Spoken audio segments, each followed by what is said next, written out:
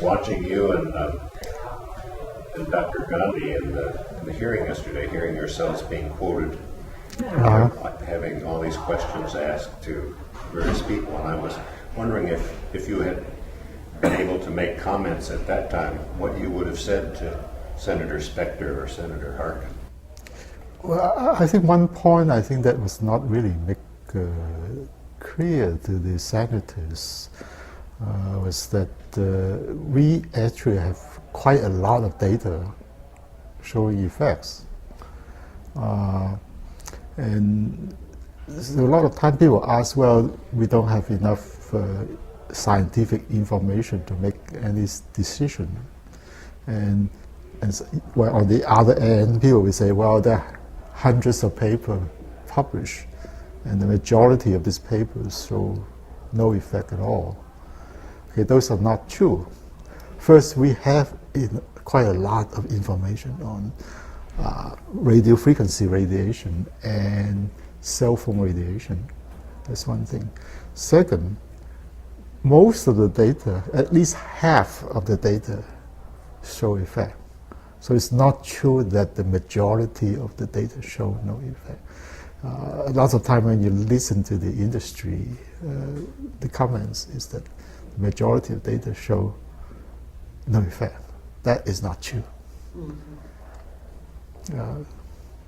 Unless the people who publish it, I don't know. They were saying basically that there isn't enough data to make policy on it. And you're saying there is now. Mm-hmm. Well, depending on what policy, I think for precautionary approach on limit use of cell phones or limit exposure to EMF, electromagnetic field, I think at this point we do have very strong indication that we should do it. Even though, because we don't need to prove harm, existence of harm, in order to recommend less exposure. So it's better safe than sorry kind of approach. I think that is important. Mm-hmm. Carrying on with that, I know that 9 years ago when we interviewed you, you were saying chronic exposure to low levels may be just as harmful as a short exposure to high level. And now we have a lot more data to indicate that. Can you talk about that? Well, so that was 9 years ago when we talked about this, and at that time we found data that this is experimental data that you expose an animal or cells to high intensity radiation for a short time will produce the same effect as a long duration, low intensity exposure. So the intensity and time can trade, right? So now, but in the last, well, at least 10 years, there are well, as far as I know, there are 53 publications showing that very low intensity radiation or fields can cause effect. At that time, we would say, well, it's impossible to see the effect at this low level. But now we do. And we have paper, well, there are 53 peer-reviewed papers indicating that the effect occurs at very low level. Particularly the study on, for example, on cancer, lymphoma, in people who live close to radio tower, AM tower and broadcast tower. And those people are exposed to very low level, but radiation for a long time. So it's like sometimes can be 24 hours a day. And there are several studies showing that they have, people do develop leukemia, a type of cancer. So long-term exposure at even very low intensity can lead to harm, health effects. And can you talk about the proliferation of sources that we now have and what does that mean? There's a tremendous increase in devices and structures that emit radio wave, extremely low frequency fields. So EMF as a term, we have a tremendous increase in the ambient level in our environment because of all these new structures. And so, as I mentioned earlier, is that there was a study published last month from Finland, and they actually go to measure how much energy a person absorbs from the environment. Now, this is a radio frequency radiation. And from what sources this radiation came from.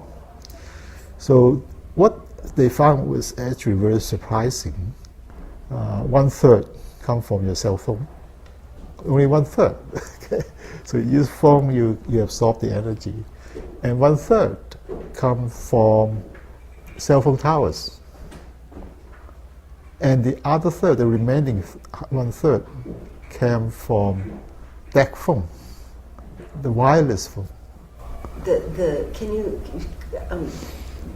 cordless phone. Cordless phone, the cordless phone they use at home. People tend to use a long time on the DEC phone. So surprisingly, 1/3 of your energy absorbed from radio frequency energy come from that source. Now, if you don't, for example, you don't use a phone, that means 50% will come from the cell phone towers, and 50% from the DEC phone. So there's no way you can get away from the radiation. And in the same study, they also look at, for example, the amount of radiation inside trains. And it turns out that the train in a confined compartment, a lot of people traveling using a mobile phone cell phone in the train compartment are actually exposing other people to very high intensity radio frequency radiation. Train is made of metal, so the energy will bounce back and forth. It's confined. It's not going out, so everything confined inside. So even though you're not using a phone yourself, you're being exposed. You're secondary exposed by to the radiation. And isn't that the same in cars? Well, car, not that many people use a phone. Well, how many people can you sit inside car? 3 or 4 people, even everyone use it, is still not as much as inside a train. You can have 20, 30 people using at the same time. They can be on a phone, they can be using a computer which is connected to a wireless connection. And now they're talking about airplanes. Well, airplane too, if it is allowed to do that, using a cell phone. And actually, I think there's a report in Japan that showed that this bullet train, the Japanese bullet train, inside the train, the exposure level exceeded the Japanese allowable limit. So it's that much. They don't know what to do with it because those businessmen traveling from one city to another city, they have to talk all the time to somebody. And so the whole thing so everybody's inside a sea of waves, electromagnetic waves. I keep thinking we should all wear full body coverings of absorption material. That carbon filament material. Yeah. Well, people who work on antenna, they're protective clothing. It's expensive. Well, Japanese has actually, they have this type of thing they make into underwear. Yeah, you can buy RF absorption underwear in Japan. They know about the testicular Yeah. Another thing I think that came out in the last few years is that the people look at the sperms in cell phone. People use cell phones, and then they also expose sperms to radio frequency field from cell phone, and then they look at the DNA. There was damage to DNA, and the sperm. Usually, sperm swim, and they swim straight.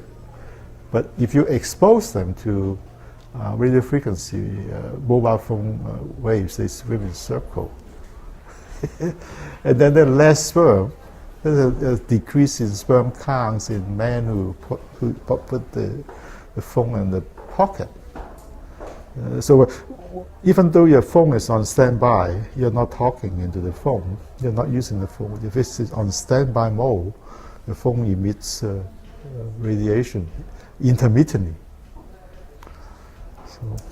So a sperm who swims in circles is not going to find very many eggs, right? Yeah. Just to wind up, I'm just wondering what, in a nutshell, is your recommendation to the average layperson about the use of cell phones, wireless technology in general?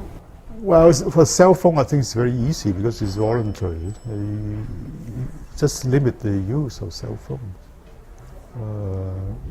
And then, I think another recommendation is use a headset, this wire that connect your phone to your ear.